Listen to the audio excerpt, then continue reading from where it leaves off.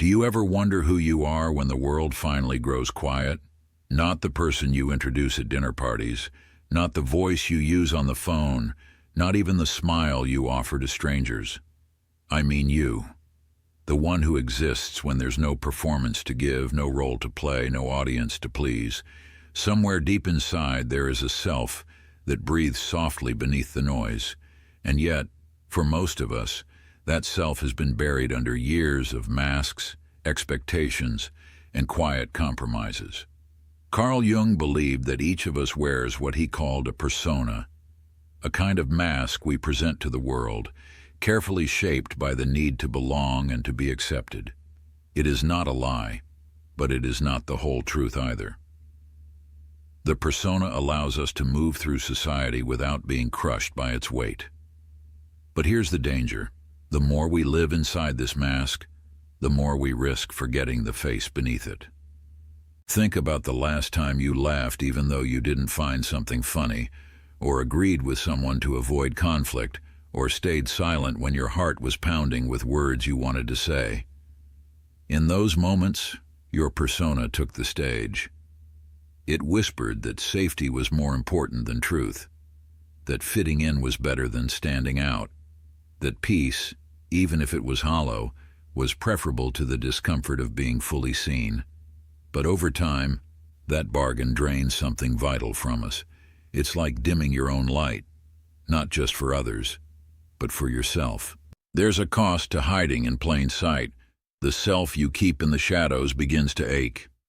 Sometimes it shows up as anxiety, sometimes as fatigue, sometimes as that strange emptiness that lingers even in moments of success. Jung called this the shadow, the parts of ourselves we reject, deny, or simply never learn to embrace. These aren't just the bad parts, as we're often told. The shadow also holds our unexpressed talents, our suppressed desires, and the emotions we've labeled as too much. It is the container of everything that didn't fit into the version of ourselves we thought the world would accept. The trouble is, the more we push the shadow away, the stronger it becomes.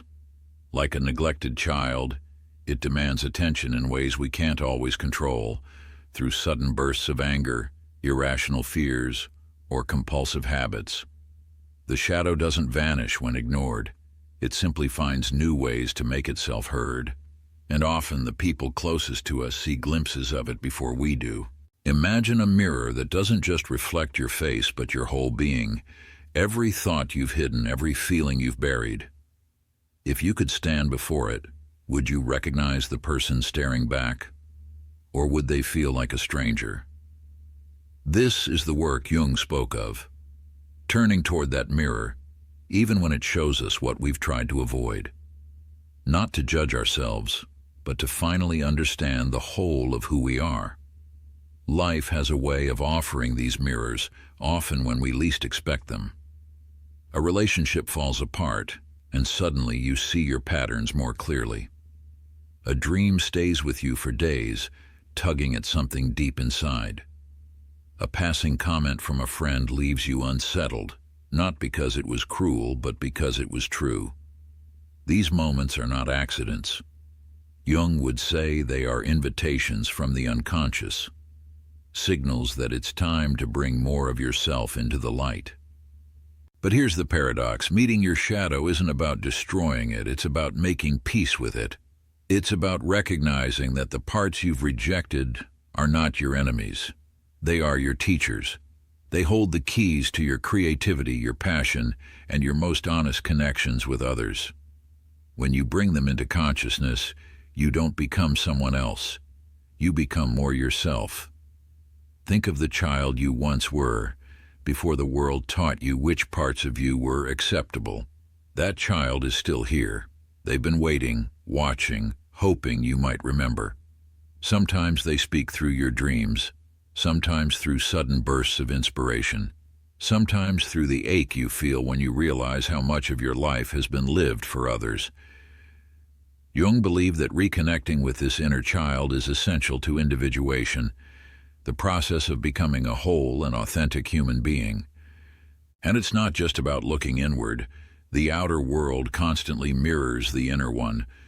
Jung called this synchronicity, meaningful coincidences that seem to arrive at just the right moment. A book falls from a shelf, and it contains the words you didn't know you needed. You meet someone who feels strangely familiar, as if they've walked beside you before. These are not random events. They are the language of the unconscious, guiding you toward what you've been unwilling to face. The first step is simply to notice. Notice when you're performing instead of living. Notice the moments when you feel disconnected from your own words. Notice the subtle tension in your body when you hide a part of yourself. This awareness is like turning on a light in a darkened room. It doesn't immediately change the contents, but it reveals what has always been there.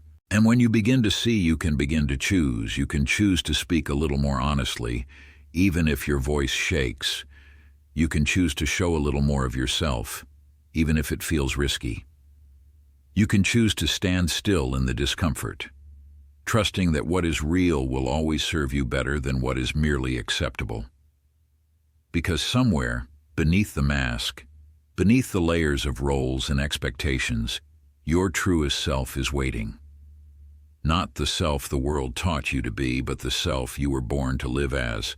And if you can find the courage to meet them, you may discover that the thing you've been searching for all along, love, belonging, peace, was never outside you at all. It was here, in the quiet, waiting for you to come home. When you start to look closely, you realize how many moments in a single day are shaped not by who you are, but by who you think you're supposed to be. You catch yourself editing your words mid-sentence so they sound more agreeable. You soften your opinions to avoid tension. You hide your excitement about something you love because you fear it will seem childish. And sometimes, the most dangerous mask is the one you wear so well that you've convinced yourself it's your real face. Jung often spoke about this quiet split inside us, the widening gap between the image we project and the truth we carry. At first, the gap feels harmless, even useful. The persona helps you navigate your workplace, smooth over awkward encounters, fit into the circles you move through. But over time, the gap becomes a canyon. You stand on one side, the world sees you clearly. The other side holds the parts of you that remain hidden, unheard, unlived. And that distance can feel like loneliness, even in a crowded room. There's a moment in many lives when the strain of this distance becomes unbearable. It might come during a crisis, but often it arrives quietly. One day you wake up and realize you've built a life that looks fine from the outside, yet inside something feels hollow. You've gathered achievements, but they don't feel like yours. You've kept the peace, but the cost has been your own voice. This is the point where many turn to distraction, working more, filling every hour with noise, avoiding the stillness that might reveal the truth. But Jung would say the stillness is exactly where you must go, because it is in stillness that the shadow begins to emerge, first as a whisper, then as a shape you cannot ignore. You might see it in a sudden outburst you didn't mean, in a recurring dream that unsettles you, or in an envy you'd rather not admit. These are not flaws to be erased. They are messages. The shadow's language is symbolic, indirect. If you look beyond the surface, you begin to see its intent, to return you to your wholeness. Consider a dream where you are chased by a faceless figure. The instinct is to run, to wake up and shake it off. But Jung would suggest asking, what does this figure want from me? Why does it frighten me? In dream work, the figure might represent an abandoned part of yourself, something you've cast into darkness. By turning toward it, instead of away, you begin the process of integration, reclaiming the energy you've been using to keep it hidden. Integration doesn't mean you will like every part you discover. It means you will stop pretending those parts don't exist. And in doing so, you begin to notice their gifts. The anger you've suppressed might be a signal of the boundaries you need. The sadness you've ignored might be the doorway to your empathy. The fear you've avoided might contain the courage to live differently. Jung called the journey toward this integration the process of individuation, the lifelong task of becoming who you truly are, beyond the masks, beyond the borrowed identities. It is not a path for the faint-hearted because it demands honesty in places where we've built fortresses. But it is also the most liberating work a human can do. Sometimes the path begins in unexpected ways. You meet someone who speaks a truth you've been avoiding and something in you stirs. You read a passage in a book and it feels as though it was written for you alone. You notice that certain patterns keep repeating in your relationships no matter how much you change the details. Jung would see these moments as synchronicities, meaningful connections between your inner world and outer events. They are the psyche's way of guiding you, reminding you that your life is not a series of random accidents, but a conversation between your conscious self and the deeper, unseen layers of your being. If you pay attention, you'll see that the same themes appear again and again, almost like the refrain of a song you can't stop humming. These patterns are not punishments, they are invitations. The relationship that ends the same way every time is asking you to see the role you've been playing. The career dissatisfaction that lingers no matter how many jobs you change is pointing to something beyond the surface. Life keeps handing you the same lesson until you learn to read it differently. In this way, every challenge becomes a mirror, and each mirror reflects not only the parts you've hidden, but also the parts you've forgotten to love. Even the people who irritate you most are, in some strange way, your allies in this work. They show you where the shadow still hides. The traits you dislike in others often point to something unacknowledged in yourself. Jung called this projection the tendency to see in others what we cannot yet see in ourselves. Recognizing projection is not about blame. It's about reclaiming your power. The moment you see that what disturbs you in another is also yours to understand, you stop being a victim of circumstance and become a student of your own psyche. You begin to gather the scattered pieces of yourself, one by one. This gathering is slow, and it can be uncomfortable. There will be days when you wish you could go back to the comfort of the mask.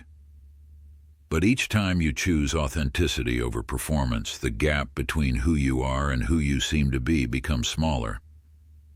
You start to feel a quiet alignment, a sense that your inner and outer lives are finally speaking the same language. And somewhere along the way, you realize that the shadow was never here to harm you. It was here to lead you home. There comes a point in this journey when the fear of meeting yourself fades, and in its place grows a kind of curiosity. The mask you once wore so tightly begins to loosen, and the light that seeps through feels less threatening than it once did. You begin to sense that the parts you've hidden were not weaknesses at all, but seeds, dormant, waiting for the right season to grow. And perhaps for the first time, you start to see that individuation is not about becoming perfect, but about becoming whole. Wholeness is a strange thing. It doesn't mean you will never feel pain or doubt or longing. It means those experiences no longer have to be enemies. When you stop running from them, you find that they carry their own intelligence. Pain shows you what matters. Doubt invites you to look more closely. Longing points you toward what your soul still needs. This is why Jung spoke of the unconscious not as a void to be feared, but as a vast inner landscape, rich with symbols, stories, and forgotten treasures. It is here in the quiet depths of the psyche that dreams play their most important role. In waking life, the persona filters what you say, how you act, and even what you allow yourself to feel. But in dreams, the persona sleeps.